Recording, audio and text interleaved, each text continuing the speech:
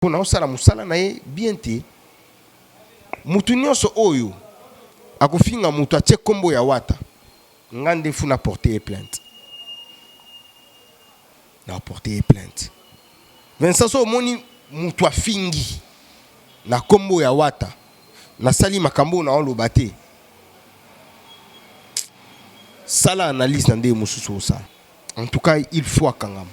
Je ne vais pas aller trop loin. Et ça, Ndegomora Mobali, je vais citer même son nom parce que personnellement, même moi, il m'a tellement énervé. Abiri, Oyo, juste après publication de Yawata, tout le monde Abiri qui passe à la télé, il insulte Wera Fali au nom de Héritier Watanabe. C'est-à-dire, à se défendre Héritier Watanabe en insultant Wera et Fali pour arrêter.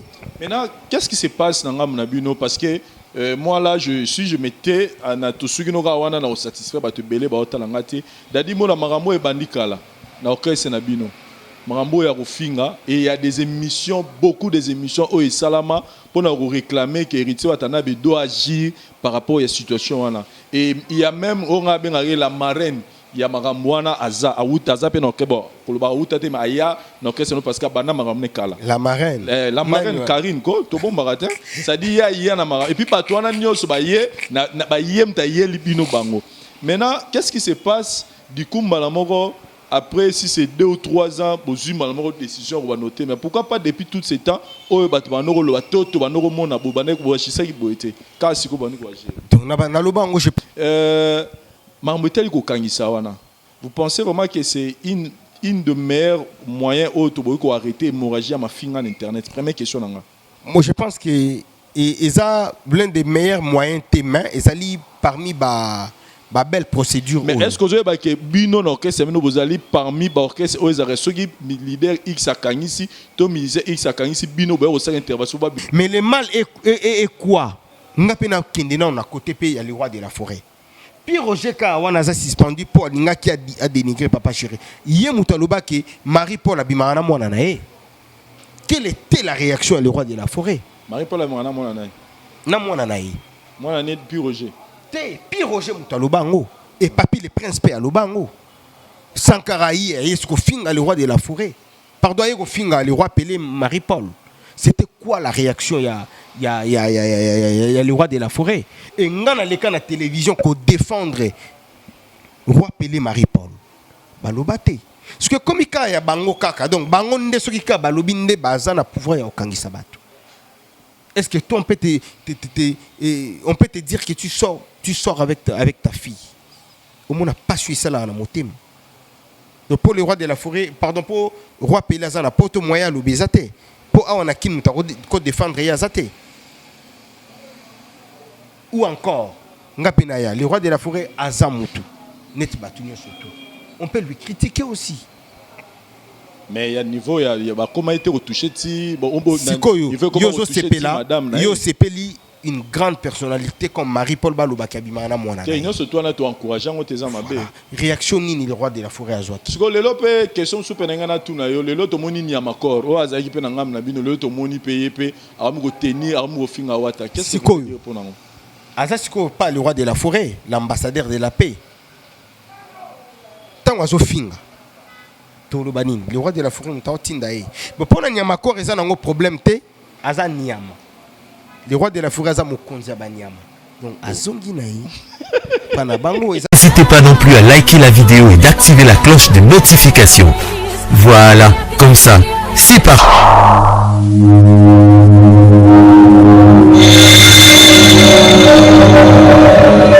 La voix du peuple, la voix du peuple. Salut chers amis téléspectateurs, très heureux de vous savoir nombreux devant vos postes téléviseurs à travers le monde pour suivre votre émission Les News de Star à Wanakati. Il y a chaîne Abino, La Voix du Peuple. Chers amis téléspectateurs, nous sommes très heureux parce que les lots, Tolingi Tozo moi, précision par rapport, il y a orchestre, il y a Latim Ouata Bongo dirigé par son président Héritier Watanabe Goga Moto na tembe place waza to pesi pe mbote lelo to solo maramo etali la team Wata par rapport à phénomène oyo et koti ya sika na internet on a moni pe mo que déjà na suka ya batu ya ko finga ba bato bazo finga ka ba musicien comme ici chronique, il y a Internet, siège, il y a Mafinga, et nous tous, nous le savons que parmi les orchestres, c'est eux qui ont cité le phénomène, la team Wata en fait partie. Il y a un autre qui est là, to mekapé au soana Dadi Mola par rapport à Makamon, et puis to mekapé pour ça la bilan na Dadi Mola par rapport il y a tourné na bango basali bongo na Afrique du Sud ni leki et en général to lobelapé mi ange mi démon oyo kalamité to ko savourer aux bongo deuxième album il y a Héritier Watanabe Motona Tembe sans plus tarder nazo ça l'appel en invité na mokola lelo Dadi Mola bonjour. Bonjour Chiluisi Yaba Vincent, bonjour naba internaute tout ba Hollanda biso na moment oyo et joyeux anniversaire à mon tout. Fabrice Tanzambi, joyeux anniversaire à toi, toi tu es mon tout Yoebi. Joyeux anniversaire à Galinkie, motema ya maman Christelle Sikoti, na Afrique du Sud précisément na Djobour quoi. Et puis ba moté nanga na Motona Nzambe. Henri et PDG Miel encore pour une fois ba moté no bandeko tout ya Mikili, bandeko tout ya Afrique du Sud. Bandeko tout ya Namibie, bandeko tout ya Éthiopie, bandeko tout ya Kenya. En tout cas, bambote na bino quoi. Dadi Mola, parlons un peu à actualité. Avant Toko ta détail à la team Wata, le roi de la forêt Weranson élu député national après recours na cour constitutionnelle. Réaction na bino ezanine. Je suis très content parce que biso souci na biso zala le roi de la forêt azala ndenge ya kanisa ya kozala. Il va défendre la cause de la musicien, la cause de Makambo Oyu. Ils ont bien été dans un milieu culturel. Donc il va défendre. Parce que ce Otali vient d'habiter Jean Gouba, il y a Bakisami, Paul Balenza, vieux Paul Balenza, vieux Ados Ndombasi. Donc déjà, front on a déjà, ils ont bien Makasi. Mais souci n'a à côté maison mère. Pour éviter comment est-ce qu'il va se départager. Question on a personnellement pour Dadi Mola le temps il y a revan na wengi musique à maison mère oyebi ndaku wana eza ndaku na yo nanga na ko expliquer yango te yo nim to expliquer ngango s'il faut vraiment parce que ndenge mbe ko mboka na biso lobby we ranson ndenge a commis député c'est-à-dire ba ko retrouver sous na podium ko yemba ko bina tout ça jusqu'à ce que mandat na et aussi là je pense que est devenu député we ranson encore d'autres ambitions politiques et tozobeta ce comme solo ya dauphin pour na yo dauphin au monique we ranson na koko tika na place on ezana na ndenge oyebeli wenga on ndenge ezaleli pour nanga aluka babindombe azongisa babindombe wana ou encore Serge Mabiala JDT pour toujours ma solo ba JDT nezo ou encore bon ce qui peut aluki pe ya Jackie ya yewana ekozala pe bien makasi ekozala bien makasi bateau vraiment na proposé na oyo peut proposer ekozala bien makasi parce que le roi de la forêt là on t'a la qu'à venir à Banamaya parce que le roi de la forêt sur les plans scéniques ekozala sous moi passi à moins que azo peut-être Mama CDJ à Chaïwa mais on est impossible impossible ndeni bon Mama c'est déjà en oyemba te na place na parlement voilà ce qui peut-être soit qui der au Chaï suppléant na et ekozala bien et tant que le bacha JDT bacha Babinombe bacha Serge Mabel autant que bateau balongwa déjà maison mère mais il y a des gens les lots par exemple Papi Kakol oyo a gardé fidélité Pemeni y a le roi de la forêt depuis où une musique à maison mère et salamati lelo Papi Kakol azala toujours na weranson mon tepeke et pas Kakol pe rozala moi monter ma pe moi pas si comme on a ya garder fidélité mais tant que sengeli bazwa dauphin ba kezo bateau balongwa wana bango ce qu'on a lobby sur les plans chants. So ba lobby ke yama ayawana mais yama pe to koma oyemba. Ils ala moi passe. Ba tu ba misana na face à yama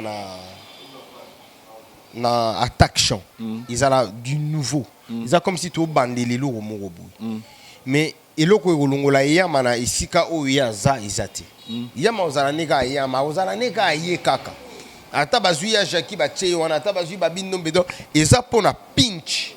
Il y a attaque na qui leadership na attaque par rapport à pinch mais siko wana yama ozalaka chef d'orchestre potolo ba muto yana za a jouer rôle il y a jouer rôle intérim il y a qui place il y a qui président à maison mais ça nango elo parce que nani pas à la vice-président Rigen azala pe vice-président biso na orchestre na biso goga kuta loba ke plate ande aza président donc poste eza nango na eloko te eloko eza nde makambo na apport yango nde eza très important ozobangela devenir awenge musique à maison mère te ndenge makambo ozokendele nazobangela yango yango nalobi ke naotala avenir ya bana mai naobangela yango neti pe kokosala pe ke ekosala pe surtout formidable tondozela toyoka banzela ni le roi de la forêt omema biso lisusu nazobangela yango mwa mokie donc promotion nango est-ce que ekozala ndenge le roi de la forêt ande koboule parce que à l'instant boule ya le roi de la forêt eza sous maison mère te eza siko mboka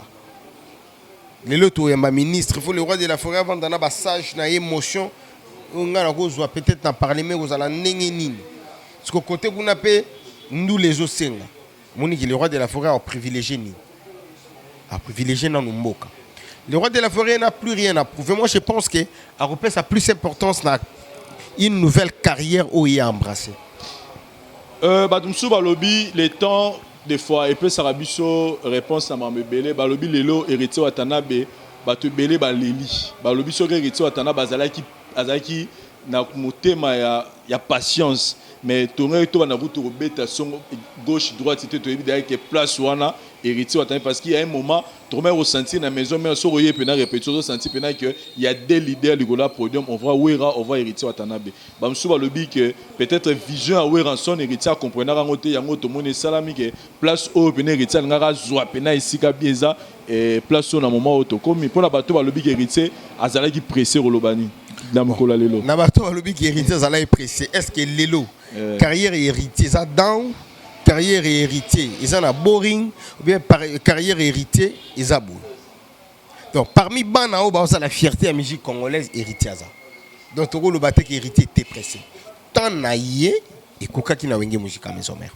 ce qui paye héritier ça la ka na maison mère ba biso peut-être metoke ba Afrique du Sud te ba Namibie ba Éthiopie ba Kenya meto mo na biso ngo pété osomona ba Dubaï meto muyebi na biso ngo te.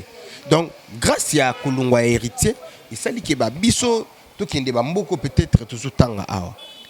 Babiso pe kuna, mona biso pe tout tamboula, tout crier pe staff côté kuna.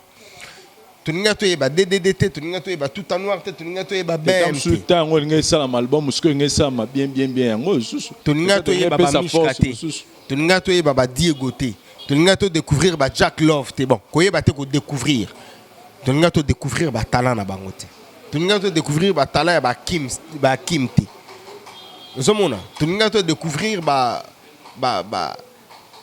cri et belleté, tu n'as pas que non histoire et orchestre musu selinga ezala. Tu n'as pas zalaka na ba fali poupa ba ferego la po ba longwaka ba Didier Lacoste ba ya Jackie.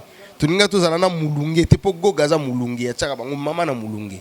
Donc fallait que goga lungwa na mama wana po acha mulunge. Et si c'est fait que le louer en son a poni Papi Kakol comme dauphin naé malgré na drum meyim tatikali na place où en son on a joué s'il faut prodiguer un conseil na Papi Kakol ningo yebelija wengero ibisaini. Non, Yama place wana il va bien diriger mais il y a un peu trop nerveux. Hein? Azana qui vivent à trop. Donc, il y a lobby yango wana fou salim. Wana ndete. Donc, il faut pas luka mutu moko boye o akoyi ko chaper moi mai na 20 pour temporiser banini. Mutu o mai ya ma père oyokela, mutu pa oyokela ya. Pour jusqu'à présent na kata wenge, si le roi de la forêt n'est pas là, oh ya ma roloba yango wana s'est réalisé. Il y a pas une personne à roloba non à langage ya yama. Ozomona. Mais il faut que le roi de la forêt luka mutu oyo. Ce qui y a malobi oui, il y a lobby non. Oh ma so yi mutu na lobby non, il y a malobi oui. Donc il faut vraiment ezala bongo po wenge na biso ezala bien. Sinon to comment na ba hypocrite belé na wenge. Parlons de l'Afrique du Sud, tourner la bino botu au sala, ça les biso bien comme on a ça fait vraiment très longtemps, tout le monde a bon, si je dis trop longtemps, là, je vais un peu me contredire. C'est-à-dire, de rares orchestres, tout le monde a Bimi Pena, Robert Talibanda, et il y a deux pays, pays où il y a musique et bêta Malisouté, et on cite les espaces Schengen, et puis Afrique du Sud. Mais bien, tout le monde, quand même, Bokei, quand même, voilà. Tout le monde qui est Bokei, Afrique du Sud, orchestre complet. bobeti dans l'ensemble bilan ni no c'est la biso pour ba ndeko le rôle nga to mususu ba kenda ite ba makamnini ndeni makambo leka ikuna na mboka Pour Nangaï, en tout cas, bilan est vraiment positif. Hein? Bilan est positif parce que c'est une réussite pour la musique, pour la culture musicale. Pourquoi dans le bilan est positif? Les combattants Oyozoyoka, Vincent, les combattants bazala rage mogo tu n'as pas l'idée. Bako dameyo. Imaginez que ngana yemba na ngate. Nazape leader orchestre té. Mais balinga ba damenga. Oh, kane bokeo. Kane tokeboy. Oh. Na ke Captain na ebiso ke deux fois té. Nazo remercier mingi vient na nga info kapa Kodamboka. Nazo remercier lisusu Mastananga Elvis Boika. Fabrice Bajikijai, Yannick Mbolo, bangonde basala kike na solo na ba combattant et ba combattant ba yambanga. Pour la solo là qui peut sur makambu oyo na ba combattant. Je parle des combattants et Captain. Na pesi bango mbote vraiment ici ka baza bango tout. So ba yamba le opwani yo seni yo le maman. Je suis de la culture. OK. Je suis de la culture. Pour na sala ki bebe mission wana na ba beach na bango na ba plage na bango na sala ki sala be mission. Et ba yebi ke dadi azawa po ba face tabiso toko voiler yango te. Na meka ko sula na bango et c'était difficile na ko féliciter pe ba aimer Kampongo ba maître Chacal bango pe ba sala ki ke ba ndule vraiment ebetama. Et puis Goga bien aya zalaka large, il parle avec tout le monde. Et donc, on peut Salaki qui Goga habite à concert. On a fait 4 productions, 3 productions à Djobourg, une production à Pretoria. Et les cas qui vraiment très bien, bah combattre bah ticket libiso espace et bah bandis qu'on comprendre parce que chez eux il y avait qu'une loi, Kabila dégage et Kabila n'est plus. Au monde. Oh non. Bato mususu non ba makambo Kabila ezali bato Kabila musu bazali ndango expliquer bango que eza normal bato wana bazala pourquoi parce que oyoto kena alternance on a fait des élections il y a eu un président qui a été élu c'est lui qui est à la place à la tête du pays donc eza pas si po tout mona vient na biso André Kimuta Kende vient na biso Shadar Yakima tonani Yakima à moins que banda Rolandela nani ya Yibaki nani bombaki nani salaki te bon mbongo eza soki mbongo eza te ba poursuivre bango wana ko maka mususu mais soki to bi ke no bango fo bakima to bakanga bango to kanga bango pona nini jusqu'à présent to yebite ba sali nini quand est-ce que Kabila kokai ko kima quand est-ce que bakulinga bakanga Kabila le président honoraire bakokai ko kanga si seulement si il y avait une rébellion et c'est format qui rébellion est koti allez pouvoir en place ça nini et kimi. C'est à ce moment-là que mutu akimite aza awande bako kanga epo bokoti par mandoki. Ba meka ko comprendre et de deux. Ce qu'il y a aucun musicien congolais akinda rolia pas président, akinda rolia pas député, akinda rolia pas nani sur les plans politiques. À moins que bazala na ba affinité na bango hors musique, hors nini. Donc ba affinité eza ba affinité personnelle. Bon, ba meka ko comprendre ba meka ko luba pe o ba kokai ko luba. On a une autorité à Mboka. Sur tous les domaines, il faut pas luka kobimisa mutu mo comme kotomi balé mi balé pas travailler kana bango po ba yokaka. Vincent Chilouis yoza moindre té. Okotaka na banda kwa batu sans permission. On te connaît. Vincent yo vous la victime pour rien ce que peut-être ba turban ba Captain bani. Tu fais quoi bon il y a gouvernement ni a cause là na salaire kuna, vous en a salaire té. Les combattants vont comprendre, les comprendre les musiciens. Et leur souci c'est quoi? Batala makambo oyo, le président Félix Akoti, batala ndeni makambo et kokende là. Donc apprécier chance ou ana. Apprécier chance ou ana. Alors à Kambamboka, ba mekipe ko limbisa, ba musicien. Voyons voir. Peut-être l'orchestre Moussoupe Naoki Kezo Kende Afrique du Sud Kobeta, Bakende Kobeta Ka Banzela et Fongwama, tout à la ligne. Et mouvement là pour Nabino, ils ont se limité jusque là parce que mouvement ba combattant ils aura un peu bazara bono sur le bamoko. Est-ce que mouvement là combat ningi bosolo lina bango ça juste ka Afrique du Sud inde mutu ba fongoli li solango to na niveau pe ya poto même langage ezana au bazan Afrique du Sud. Moi je crois que il faut poto pe bazala bon Afrique du Sud pe bazala même langage té. Ba quand ils il y a ceux qui comprennent déjà ba tiki bino beta papa c'est que voilà donc ba bandi siko large na poto siko faut pas comme appeler large. Na poto faut pas comme appeler large. Nga siko souci na ngezani. Mon président Fayoulou na Lamuka. Ndenge ba osala ba descente na bango na ba différents continents, dans différents pays. C'est à eux maintenant de dire aux combattants de cesser avec l'histoire du combat pour les musiciens. Lelo, langage de Zaka Moko. Ce qui batu ya Lamuka balobi bon en tout cas, les musiciens bo longola bango na makambo eza combat politique. Tu verras. Ndenge lelo orchestre na biso au monde fabriquer sa beti na Olympia déplique a beti na Zénith Robin a beti na celui de la forêt au kuna beti na Élysée Montmartre au monde voilà héritier à Bercy au monde qui makam to na minute seul batu o ba okangaka age izaka cash na Lamuka donc cash Lamuka toze la baluba. Tu verras qu'il m'a mais de votre part aussi, beaucoup ça la paix. Est-ce que, parce que tout ce total est dans les deux côtés, oui, vous avez parlé du problème d'affinité, mais au moins, Bisson se dit que parmi les musiciens, parmi les musiciens, autant à Périté, Watana, que Bazape n'a pas de droite relation, Moko n'a pas Kondiamboka, ou Ekoro Salapé, Liloban la Bango, et Ekoro influencer, cache tout Ekoro influencer la Mouka pour que le message journée à la transmise. N'habitez ce qui, bino de votre part, aussi, démarche ni aussi sali pour que cache n'angam na Bango va comprendre que Bango peut se lobby et que changer quelque chose. Moi, je pense que Ndenge Tobetara déjà les solos, il y a des combattants, pouvoir en place, avant de pouvoir, Bazara qui bat tout simple net biso. Et puis ils étaient les opposants.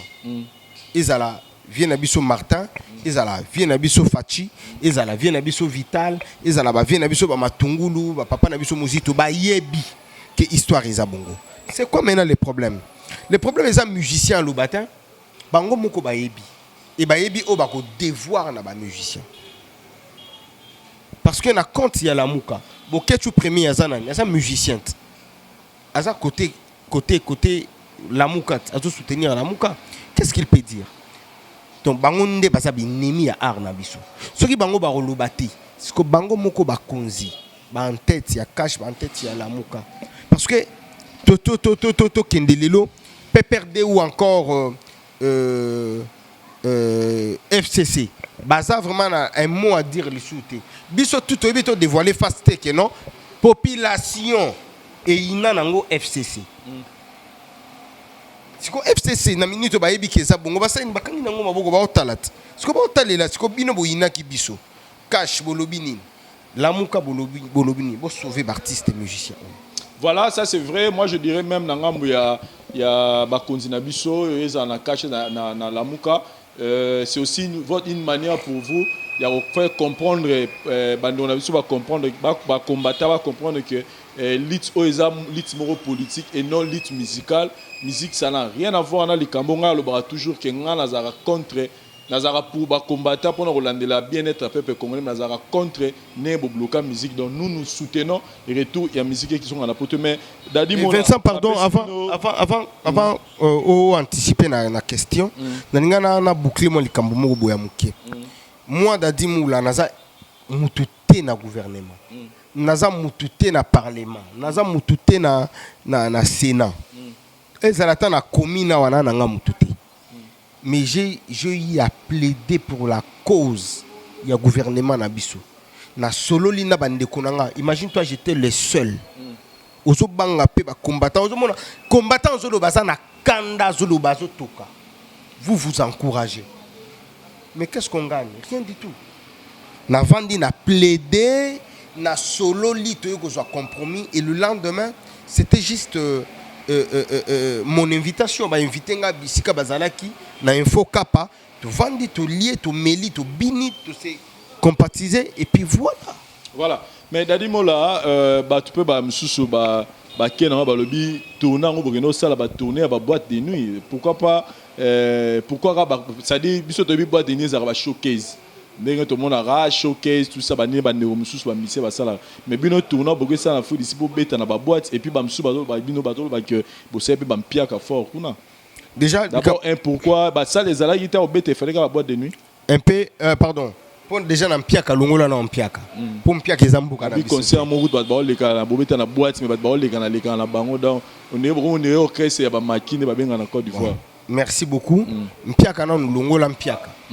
J'étais avec ton frère Mike Lokamba, on habité sur Bossola bien. Très bien, ça c'est demande à Mike, il te dira. Makambo leka qui en Afrique du Sud. Et bon, pour te kende na ba débat belé choix ya ba place to beta qui zala qui choix ya producteur. Donc il producteur puis na ba ça les ata beta bino ba bino pe bon mon te que tu tourner de te beli tourner zara moi ba salle les mais bino ba tourner na ba boîte de nuit. La boîte de nuit za place moi trop limité. Pour les concerts vraiment na nenga nord. Ouais, na silisa. Ça pour ba showcase. OK. Na silisa. Zala qui choix ya producteur. Et non pas exemple moko awana Kinshasa. Oyebi les cristal. Il y a qui na boulevard bon. Papa chéri ando beta wanat. Ando beta ba showcase ta. Il y a qui vraiment ba concert. Non pas ça comme exemple miki. Oyebi why not. Ba concert bande go beta mawana.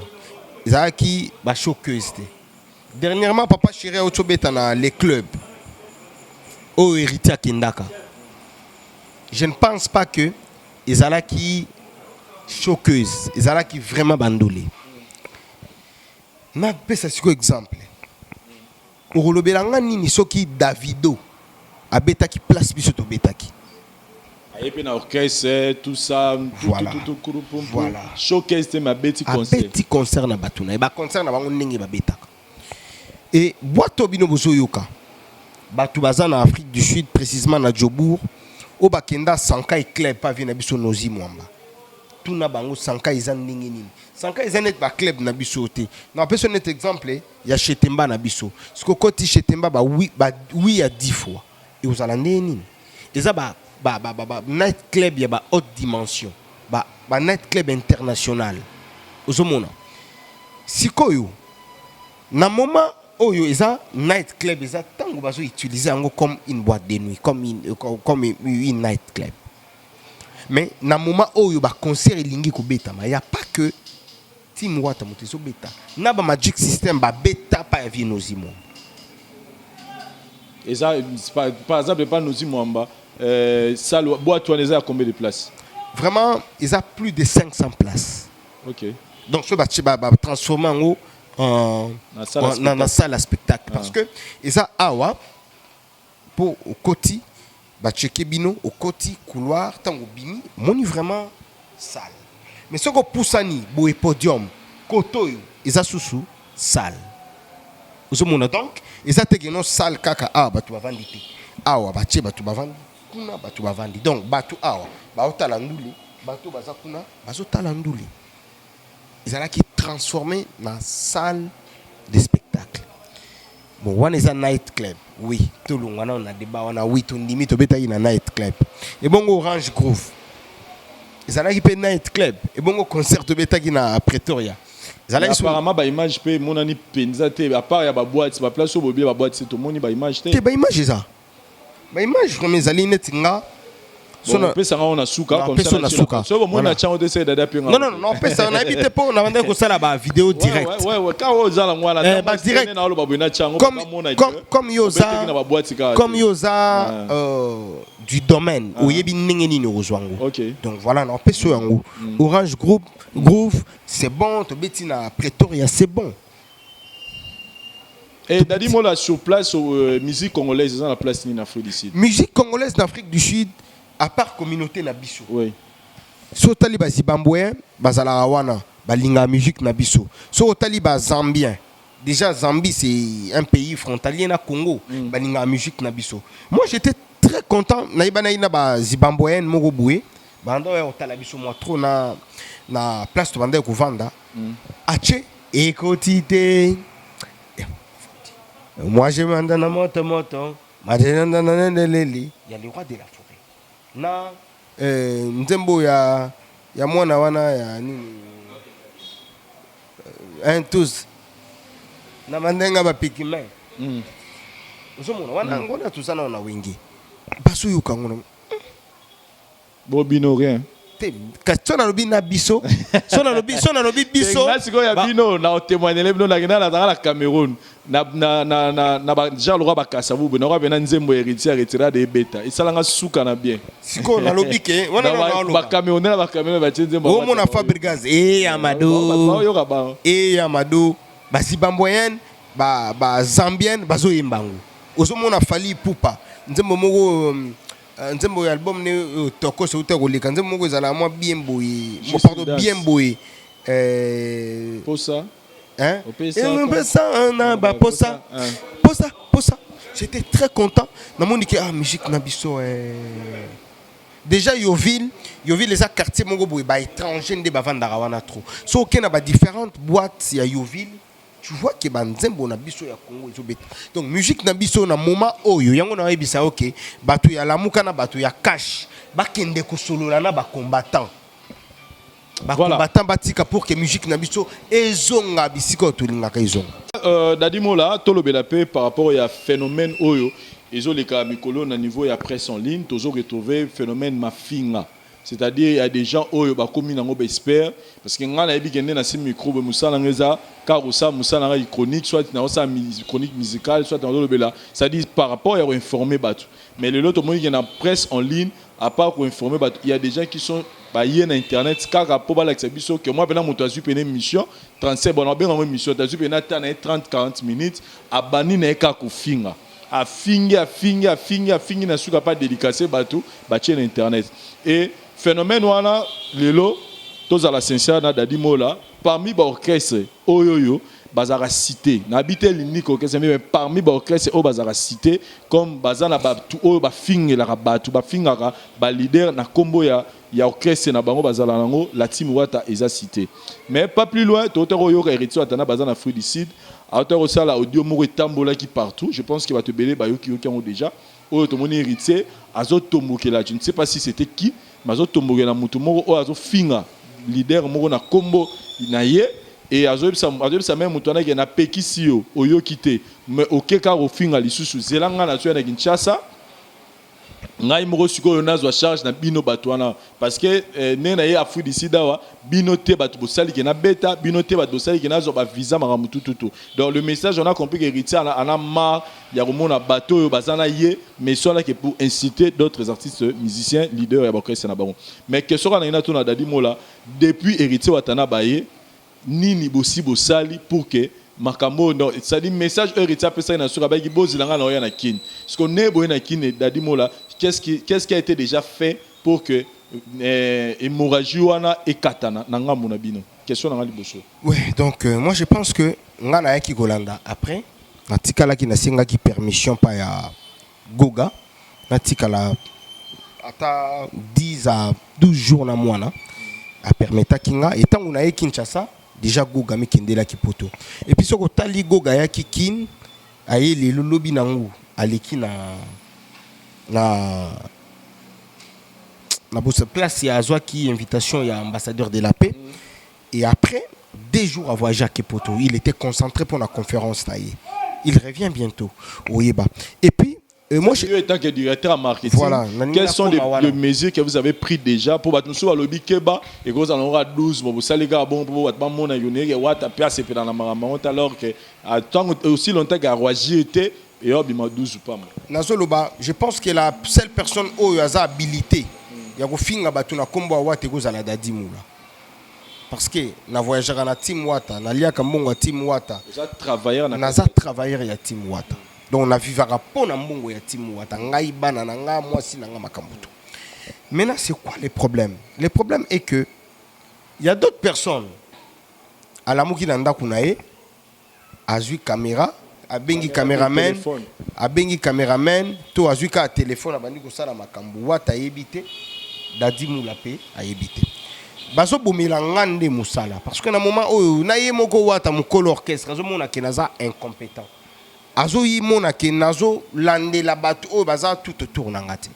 Il y a d'autres personnes wata yebi bango kutute ke non ba vandi bo 2-3 minutes ayebi ke o Vincent ayebi ke oh dadi moula mais ke ba vanda ba solo là bazwa tamana te peut-être ba mona na ka na répétition to na ba concert wata zo yemba ya zo filmer tant concert est aussi la kimi pour ebi ki wata ko attaquer et il y a une résolution oyo biso tozwa parce que na solo liango na wata moi trop wata zo gangi langa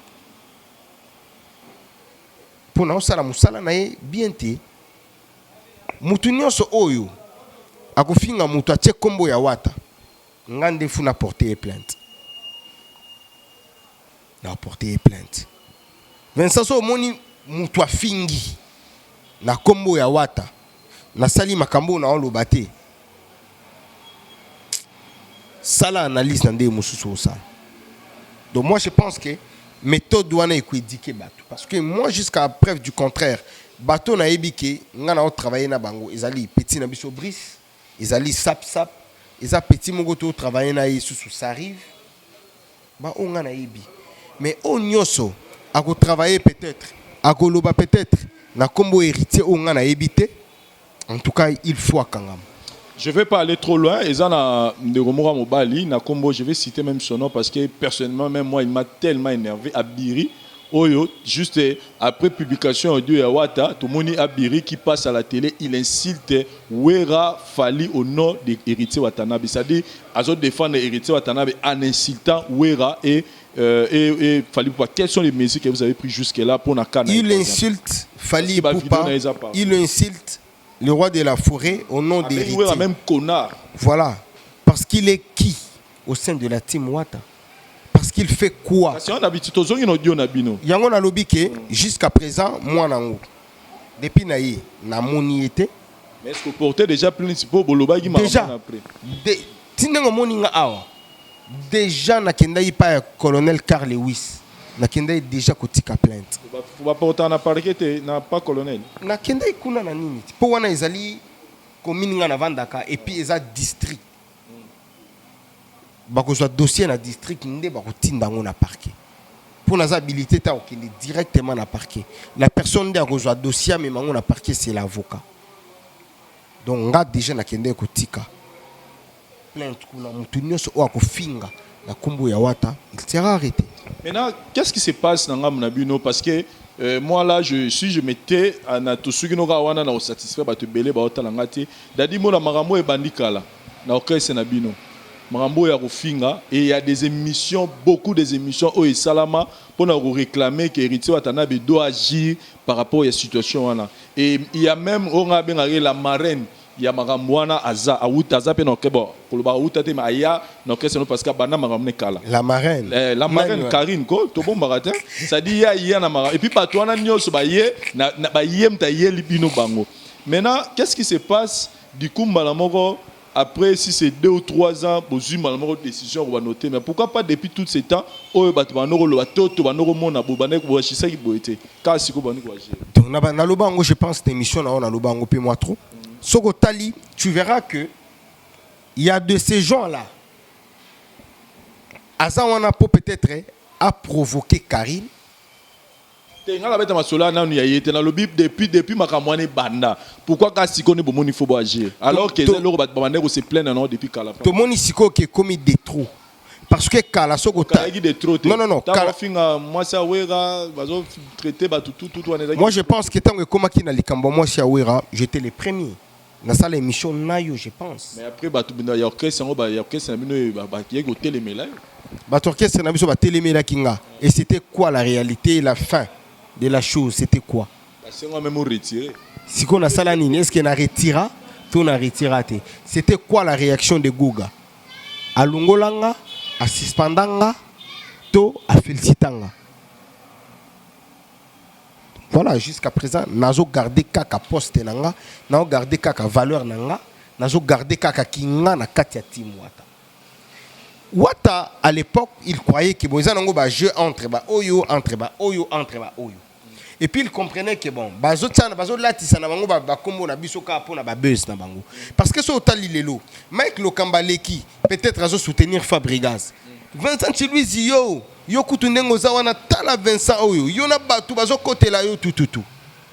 Vincent peut bayebi que non Vincent zo côté la Fally Ipupa directement bato lobi bomoni attaquer Fally Ipupa attaquer Mamongo Vincent yo pe Vincent tango zu micro ta Mike yo Mike zo laksani nyango to yo non Frank Stema yo zo laksani yo kutu talabo bayebi que peut-être hier à la Racima ya Robin parce que pona na bakana ba parce que tout le monde a kezo le kanango ka bungu biso to kanta keza nango ka ba jeune na bino.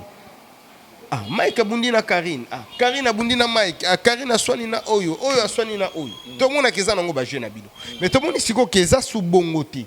Et comme vraiment que non besoin vraiment ceinture, au longo di ceinture au kangi na porte ceinture na yo, OK kanga na porte ceinture ya leader.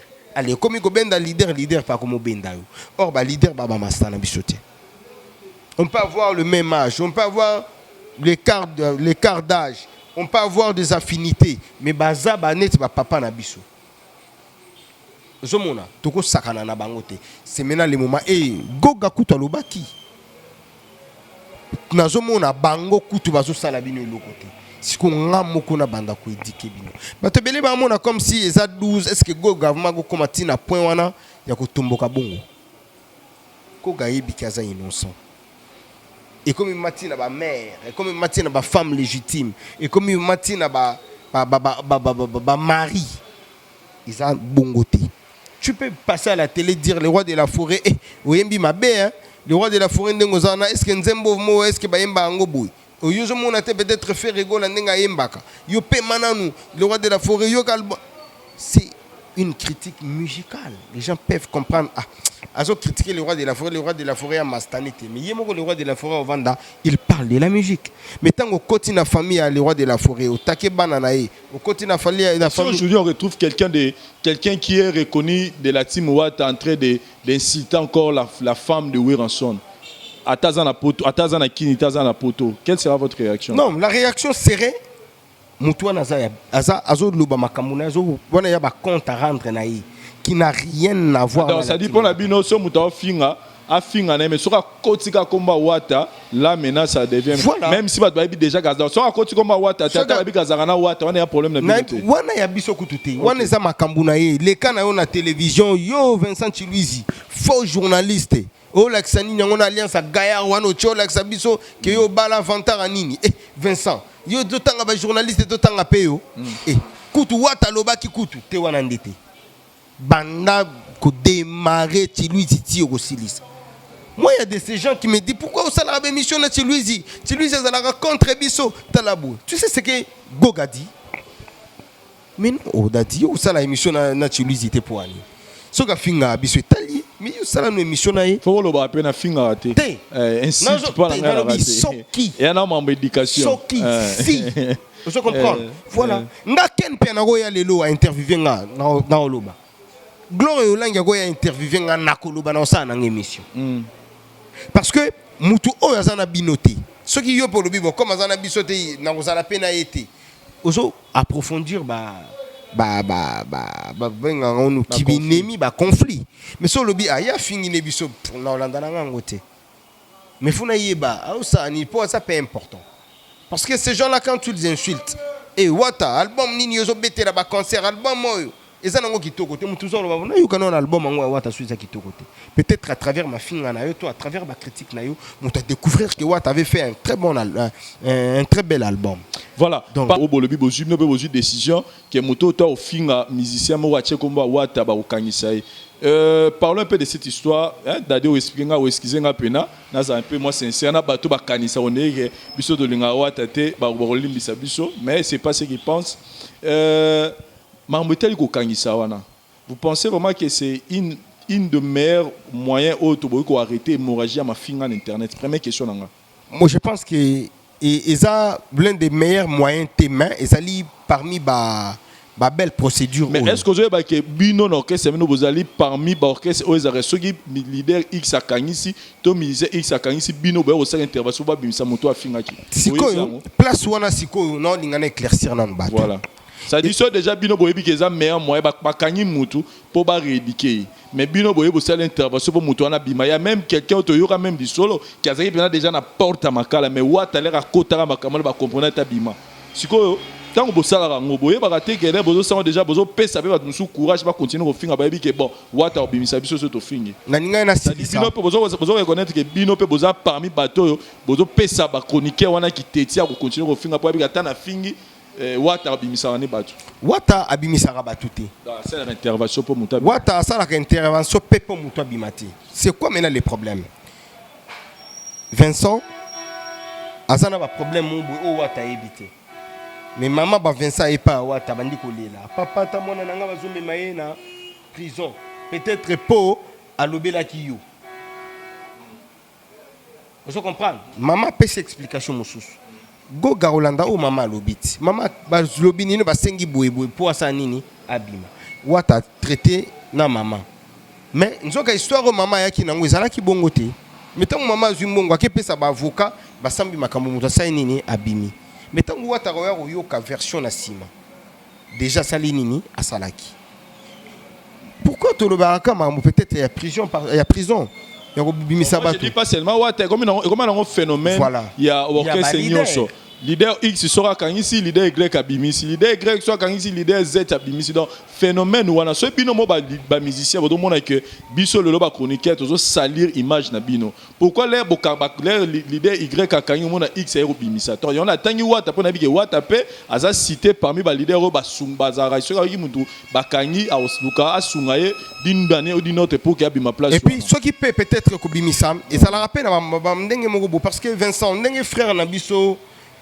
Pacho azakuna na mo na moment oyo tokoma yo kama wapona nini bana na ye moye ba dame zate momi na ye moye ba li zate ndako ba kofuta ndenge nini moni passion comme ya motema na biso mafinga na nini nyoso to sali nini to bosa nyango tokoma ya passion wana mutawi ko yokate tu sais oyebi ke ko yibeza mabeto kotonga mutu eza mabe yo ki kotonga Vincent po ba kadelo $100 mais ce qui tu arrive à kolimbisa mutatonga kyo Vincent tonga nga bon na limbisa nanga eza na ba relation mususu na vie nzambe asala ngo ka poto vanda vie mobimba ka bongo na mabe na bubula mona biso mais ça pe na ba relation mususu nzambe asala ngo ke to bebani kana Vincent to bebani vanda Vincent ngo azana ni adadi mula azana to so la peso ti to okuva pe to solite mais ça na makambo mususu senga pe kwede po pasi oyo peut-être muto ça aroyo katango azana prison eza moi pas si tout yokango vraiment jusqu'à la fin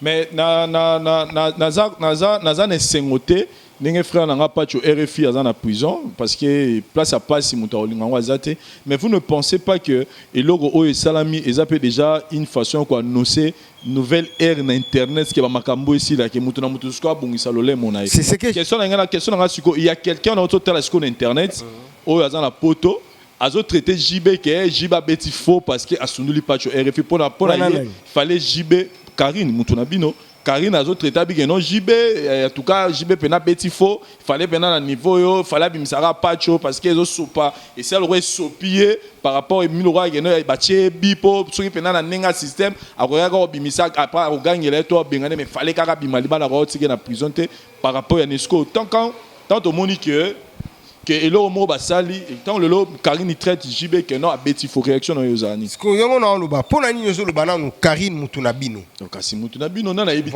Karine na mutala sikoyo nana ebite que Karine na muta papa Hervé nana ebite que Karine na muta JB to suki wana nana ebite que Karine soutenira pe Robin nana ebite que Karine non yango to kende siko ndenge Karine aleki na TV à lobi bongo elle a parlé au nom de la team Wata ou bien elle a parlé comme étant la team Wata tenga lobi soki bino tozo beto sala to lobla marambo ya to analyse to luka mutu na mutu Vincent respect zonga na internet mais tant moni mutu msalo le gado benga papa chéri souffrir na on a répondre chacun de nous a sa façon de voir les choses. Ndenge makambo ekendela. Peut-être chez moi Dadi je pense que non, c'est une meilleure façon oyo et koki ko rééduquer mutu. Mais Vincent azomona que non, c'est pas la meilleure façon. Meilleure façon ezala qui peut-être ya kolobela ye. Mutu mususu po la plupart des gens pe ba mona que non papa chéri fallait défendre. Mais papa chéri pe place aza.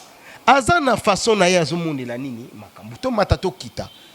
Le roi de la forêt a sa master ya papa chéri. Il y a tant ou passe. Ti ndenge babandi kozwa vie. Vous comprenez? Puis Roger a suspendu. Puis Roger a finga à l'obaï ma bé à papa chéri. A diminué papa chéri. Voilà, bah suspendre. Mais le mal est quoi? N'a pas na kindena on a côté pays à le roi de la forêt. Puis Roger ka wana za suspendu pour ninga qui a dénigré papa chéri. Yé mutaloba que Marie-Paul abimana mwana na e. Quelle était la réaction à le roi de la forêt? Marie-Paul abimana mwana na e. Na mwana na e. Mwana na puis Roger. Puis Roger mutaloba ngo et papi le prince pe alobango. Sankara yi est-ce qu'on finga le roi de la forêt? Pardon, il finga le roi appelé Marie-Paul. C'était quoi la réaction? Il y a le roi de la forêt. Et on a les cas de la télévision qu'on défendre le roi appelé Marie-Paul. Balobate. Parce que comme il y a bango kaka, donc bango nde soki ka balobi nde baza na pouvoir ya okangisa bato.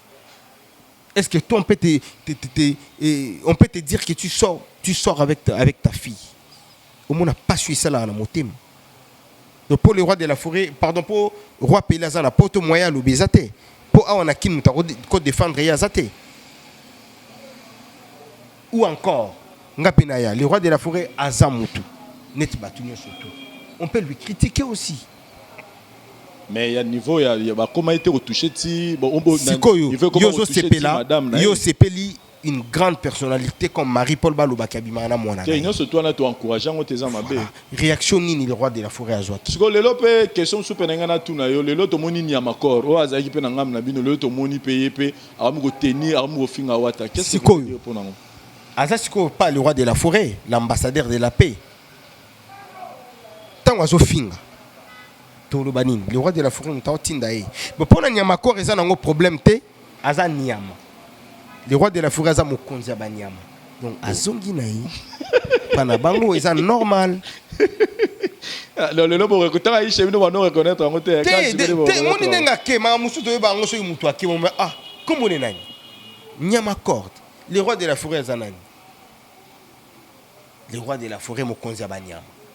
Donc ceux qui n'y a pas encore azongi c'est normal. Voilà, chers amis téléspectateurs, je pense que notre objectif est que tous l'année boulot, c'est-à-dire on a ça la minute et on est tous. To condamné PK Bino ba journaliste était Vincent. To condamné pe biso ba porte-parole. Na le bano tout à l'heure. Tout à l'heure na le banayo. Tant ba porte-parole, il y a le roi de la forêt ba le karawe, wa tazana sida, wa tamatokolo. Sankara de compte apé sa papa Hervé Kombo tilapia. Comme on a bien soboye biango. Pourquoi tu le barangote? Est-ce que faire égaux là, aza parenté, aza na moi cité, aza na ba parenté, aza na bana misalate, bozo fin hérité sida, matokolo. Dites-moi, que voulez-vous que Karine fasse? Que voulez-vous que l'équipe nationale fasse? Tango bango basa ba pire petit awata. Ba mona makambo na nyoshi zolika. Tango bo finga Marie-Paul qui abimana mwana na ye. Bodo finga Marie-Paul ma ye kutunenga zana to sombele brosa na minune pola. Azana balekite, azana banate, azana moi cité nanda. Bino na no ba leader, bino na leader. Quand je parle des leaders, na je appelle na leader nanga. Bo bandana no kozwana no ba décision na no ya bino. Et quand Sankara vient dire que ngana finga nanga batute na ya koloba ba vérité. C'est que pas tu RFI pas le vérité. Répondre sur attaquer ouira. Ba réponse en oye muto bandate. Kakaye muto banda kuluba et puis comment répondre.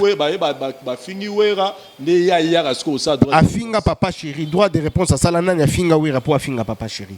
Kofi Olomide nanya finga pour Kofi Olomide ba akanga linga kangisa Sankara kenda parquet. Soki ngate ezana ngo kutuba avocat soki ngate Sankara ngaki makala. Nandeni. Na bisio, na peso.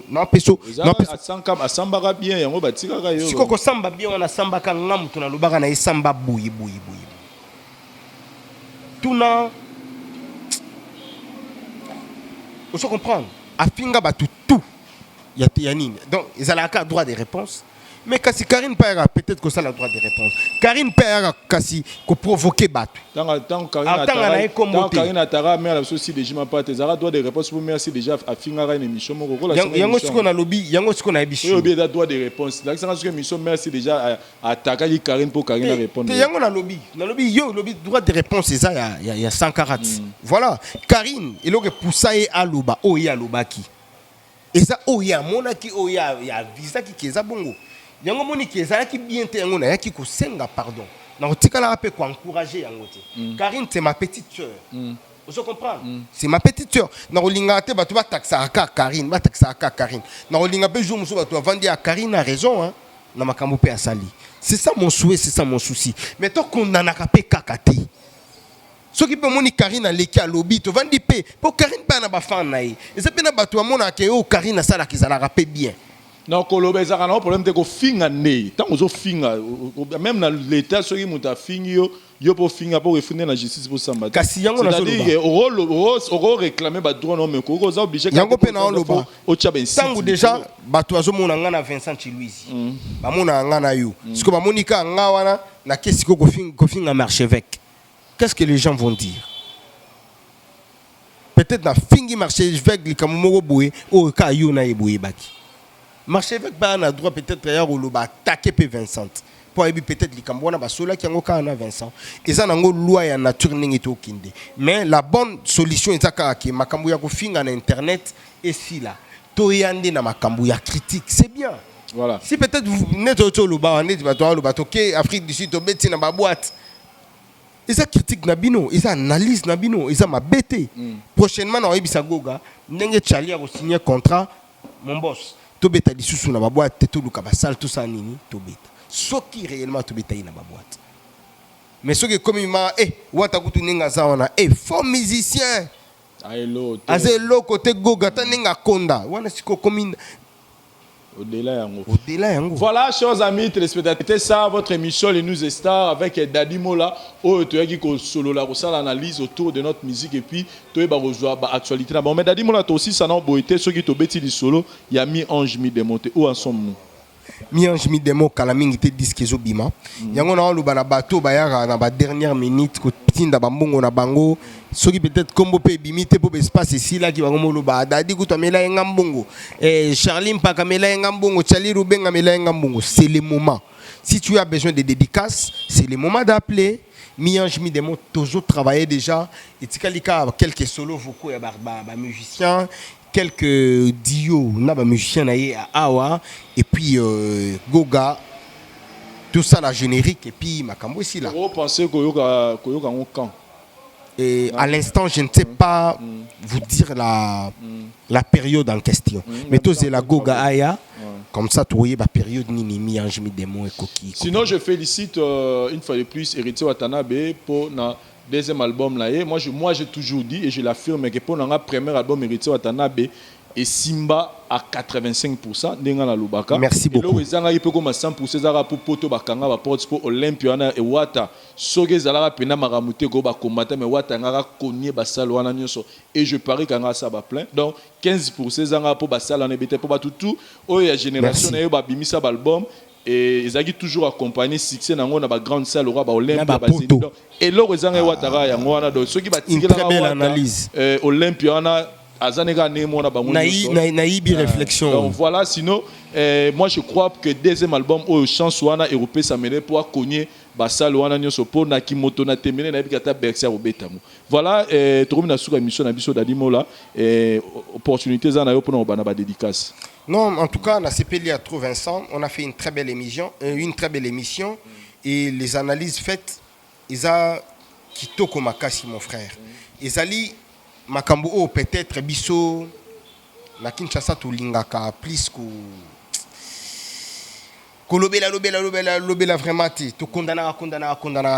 Et aujourd'hui, je pense que tu as compris. Et Nalanda qui.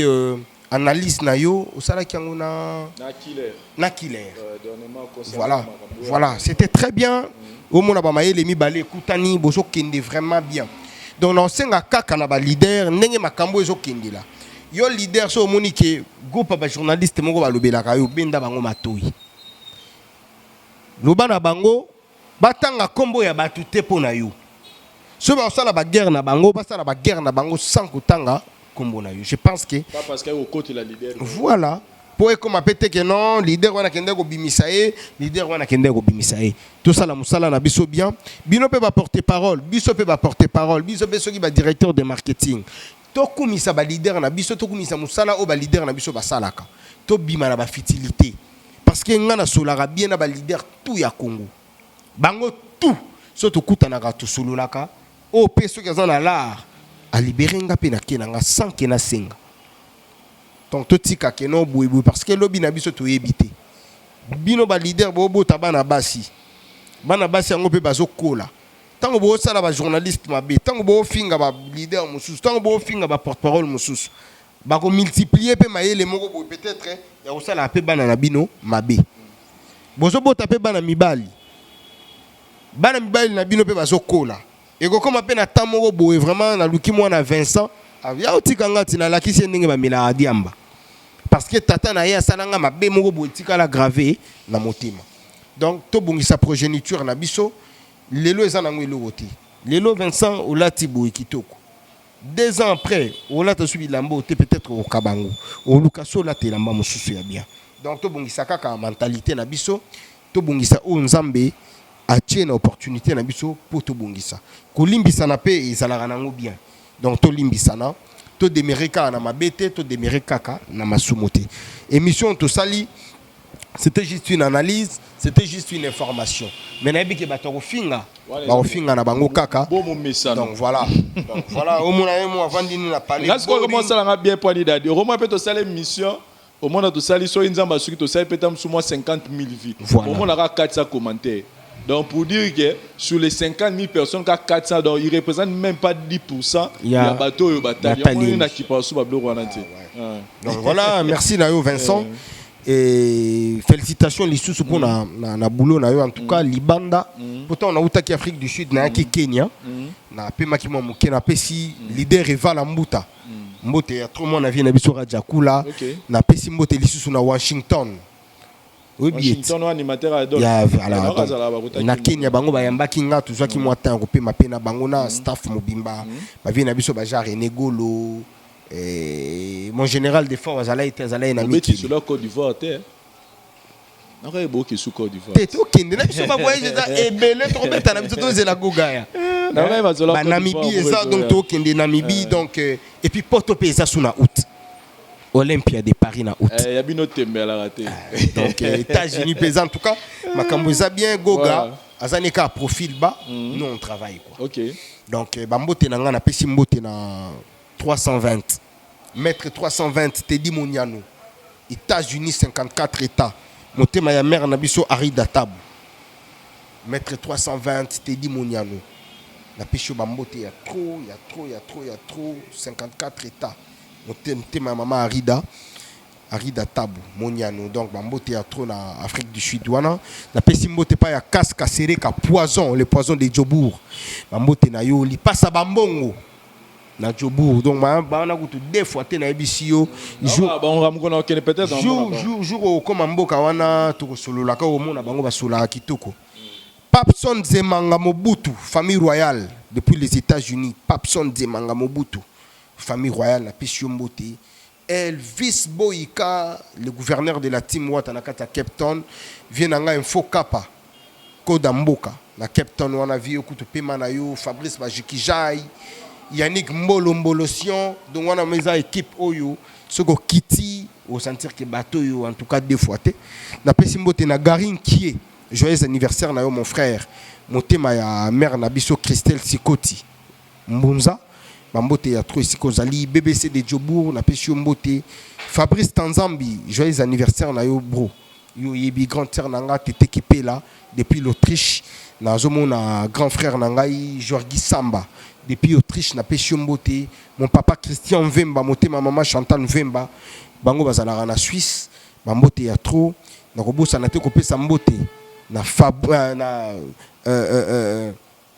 na mastana ngai Francis Mubiala il y a un kata Djobour un tonton bon donc ce que jour au kende yo donc là na opongi jour au kende là ma pongi po makambo bien gozala en tout cas la pesimbote na élégant mukoko je te salue Carmel mukoko la pesimbote sika ozali yo oyebi et félicitations na yo mbote susu na mère na palais biso pe kala mingi te nzambe azo so na gozo bala pe na gozo bala kala mingi te donc oyeba na ezala nango première fois so esimbi te tokanga maboko te babi totikaka soko dai so dai nde otike mais cette fois-ci kozala sute po mbeyambeya cette fois-ci kozala ka tout droit obi epi makambo bonne chance Ndeli na yo. Et Bella. puis Merci, merci frérot. beaucoup na banderonos Botali émission lelo. Merci na pause de ça caméraman assuré na annoncé que la banderosa pour de Dubaï, aux ana pour ça visa, aux ana pour ça ya management pour na bachel ngo no sala tous ana pour ça et au que no ça tourisme, aux ana besoin ba accompagner tout au long à tourisme na yo.